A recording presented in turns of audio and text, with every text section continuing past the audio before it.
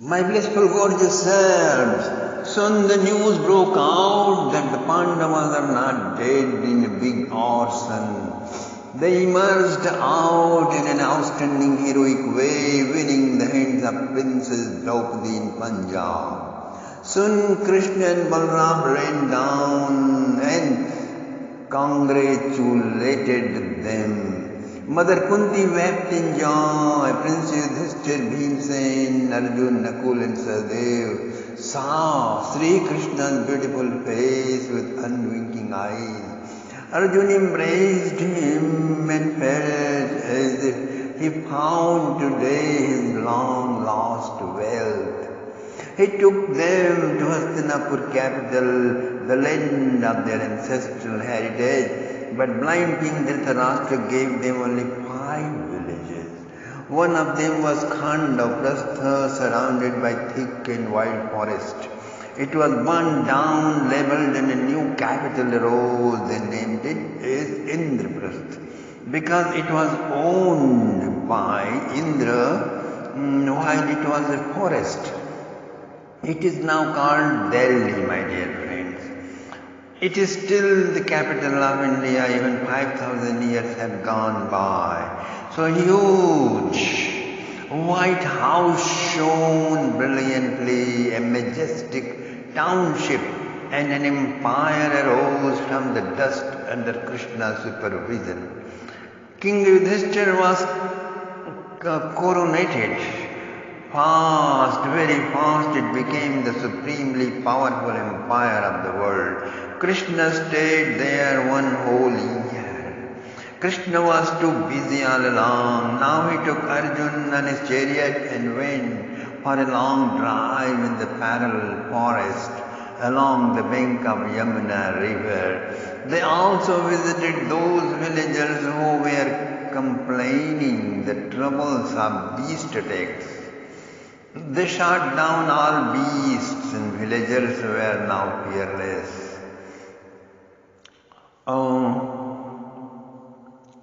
All these exhausted them heavily. They were very thirsty. Both went to the river and bathed and cooled themselves. Then they saw an amazingly beautiful maiden strolling near the water, illuminating all directions. Arjun approached her and asked, "Oh, Her Majesty, your beauty is compellingly dragging everyone's heart to be enlightened in bliss consciousness. Oh, the Lordess of thrilling beauty, could you please grace me with your introduction? I will be so grateful to you." Then Kalindiji smiled and she said, Arjun said, "I am Arjun, the third brother of the famed team of the Pandavas." Then to him Kalindiji smiled and said, "The young lady of pleasing countenance," she spoke as a music echoed.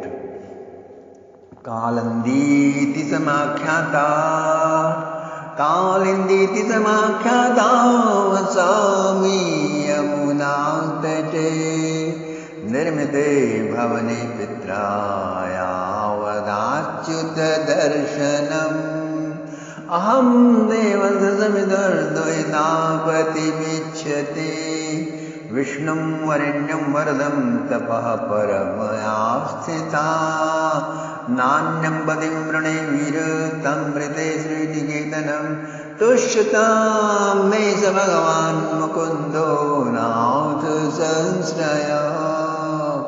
Oh great warrior Arjun, I have heard of your valor. Where is your friend? Why are you alone today? I am Kalindi, the daughter of sun god, the sister of Yama, meditating here to attain that friend of yours, is my beloved hubby. I live inside the flow of this river in a well-composed deluxe cottage. Please tell me, where is he? Arjun was thrilled. Please wait right here. Don't go away to your home. inside the water. I am going to get my friend. He is with me. He is with me. And he rushed. Arjun said, Krishna, bubbling with great enthusiasm, he said, Oh Krishna, my dear friend, hurry up fast, just sit on my shoulder, I'll carry you. I never knew you are such a great hero for whom that dazzlingly beautiful girl is doing penance to marry you. Oh, how fortunate you are, friend. Krishna said, What are you doing, friend? What are you talking about? Tell her I cannot marry her because I am already married. Arjun said, Friend, I am a great warrior indeed, but I have no courage to break the heart of that angelic girl. You do that job yourself. Krishna and Arjun came, and Kalindi waited breathlessly. Soon she saw that her long-awaited beloved is coming. My Lord, music echoed. Could you please marry me? And Krishna said, You are too late, Kalindi. I am already married. Not just one, but 3 of them. Oh, okay, my lord. Kalindi was shocked. Her face turned pale and sad. She said, arranging herself, Okay, my lord, don't marry me. But you have a large home. You need maid servants. Could you please take me as your maid servant? I will wash all the dresses of you and your wife and massage your feet and do all the dishes. I will eat whatever left over you will offer me and sleep in any small corner of your home you will provide me. I promise. There will be no complaint, no jealousy from my side. Sorry, madam, we already have all the maids required for our home. Thank you. Wait, don't go away, my lord, Kalindi cried. Take me to your city. I shall clean the roadside you walk daily. I will not come in the house, but wash and clean your door from outside. You don't have to pay me a dime. Sorry, madam, we already have all that we need. There is no vacancy. We have no employment exchange. Oh, Lord mine, wait. I have one more request before I die today, my Lord. Thank you so much for your arrival and just before my death. Okay. No, how merciful you are. My last request is, take me with you. I will not enter your city gate. I will clean your city door from outside and all around the city walls. Whenever you come out of your city, just look at me with big smile on your countenance, that's all. Sri Krishna was thrilled to hear that, and he took her in his ambrosial embrace and kissed her and said, I will marry you, Kalindi. You are my bride. Let's go to Dwarka, your own city. As they looked at Arjun, he was relaxing from a great anger. He blurted out, Do you know, Krishna, what I was going to do with you had you refused the girl for the last time? Krishna asked, What you were up to? And Arjun said, Had you said no to Kalindi for her last request, I would have renounced friendship with you and announced that you are my great enemy. Your insensitive way of talking is not according to the justice. Then I would have challenged you for a duel fight. There was going to be a great battle between me and you. Krishna laughed wholeheartedly and said, There is going to be a great battle between you and me, Arjun, one day. But leave it for then, dear. Now we are friends, okay? Let's go. Kalindi, let's go home, dear. With great joy. On the way, it happened empty actually. Kalindi side, Kalindi side. Oh, my honeysuckle days are going to start now. Today was the golden dawn of my life. I didn't know. On the way, it happened empty times between Krishna and Kalindi. Their eyes met, their glances tangled, with rising beats of heart, they snuggled in ambrosial embrace. With great joy, Arjun took them to chariot. Krishna and Kalindi sat together. Arjun drove, hearing love-laden words of Krishna and Kalindi.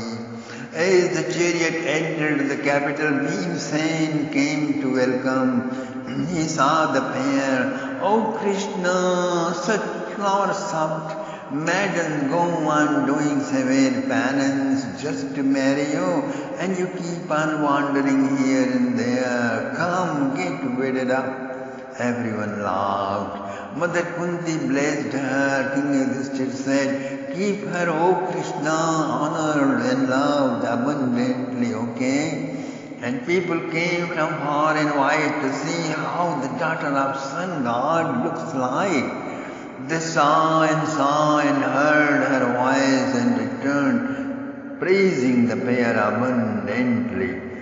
Accepting the oblations of herbs, medicinal plants of Khandava, the fire god was pleased.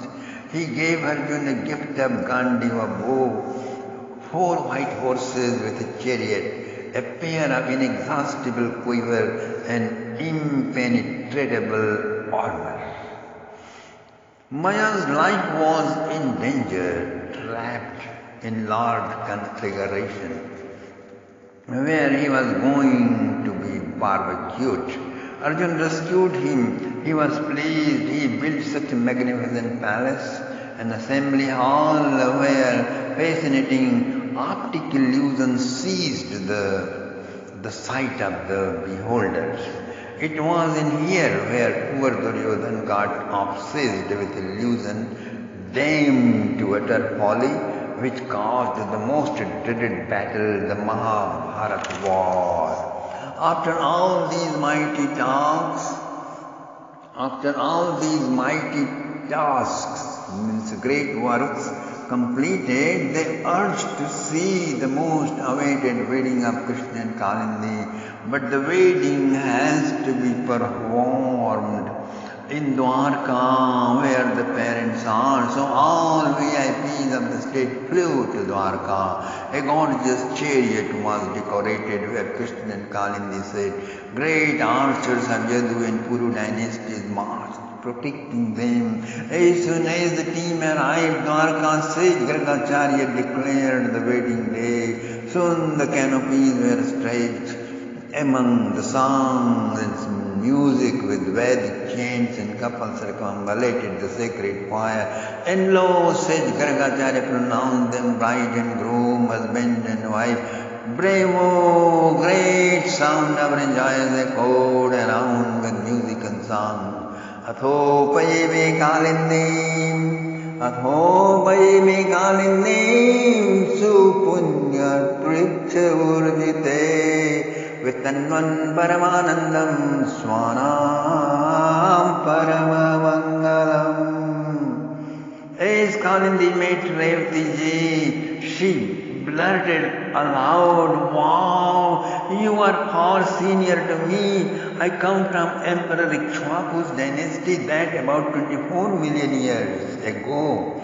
But you round about 2 billion years. Yet so youthful, so beautiful. Wow! 2 billion years old teenage girl. All the ladies of the palace were amazed. Tell us your story, they all begged. The story of Revati is easy. She lived in palace where she grew young. Her father took her to Brahmalok to inquire about her husband. While waiting for an hour in Brahmaloka planet, all these millions of years elapsed. As she descended to the earth, she found her Lord, but me, I suffered a lot. I was fascinated by sapphirish illumination. Most of my dreams were haunted by bluish complexioned dazzling beauty. I had his touch all over me. I tormented to attain him. In my craziness I misconceived my brother Yama as him. My father explained, you belong to a conscious bluish dazzle. That's why his oneness, his ownness is calling you aloud, but nobody can find him unless he himself becomes available to an aspiring one. In order to find him, one has to dedicate to the service of entire humanity and wait impatiently for his grace. That's the only way. Nanyam pantha ayanaya vidyate. Oh Father, I love to do that. Something, anything, whatsoever leads unto him. That's the way of my life. Okay, now I want to do penance and meditate. But this is a heavenly planet. No action bears fruits here. We can only go through the fruits of our former noble deeds. So, to accomplish your goal, you must go to planet Earth, Bhulo. Go there. My father's son God told me, Kalindiji said. Then I brainstormed with all of my family.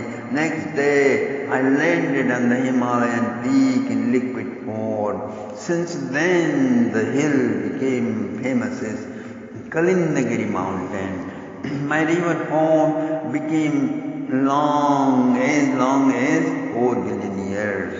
Father built an invisible residence inside the stream near Khandava forest. My brother came and see me on the 2nd of the Kartika's bright fortnight. He blessed that day anyone who takes a dip in my river form and offers donations will not be severely punished by him for his or her misdeeds. It became well known as Bhratriditya, when all sisters and brothers meet and honor each other with sacred trade called Rakhi and gifts of all kinds. My meditations continued on and on, severe and more severe, and at last one afternoon came Brother Arjun. He brought his friend for me. He tried to trick me off with his serpentine zigzag way of talking, but I was persistent. He was unable to get lost. I found him in fullness. We were tangled in Glantia ambrosia and then ambrosial embrace. This ceremony made our ambrosial snuggles eternal. I am his and he is mine. The entire palace, all inhabitants of Genesium heard her story with rapt attention. They felt how many species, how many life forms and adverse situations in hell and heaven they went through. But this little girl continuously meditated on and on and on and on. Now she is attained. She is all enlightened elaborately, my dear friend. Thank you very much.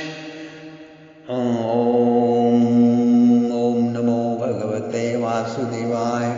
Om Namo Bhagavate Vasudevaya. Om Namo Bhagavate Vasudevaya.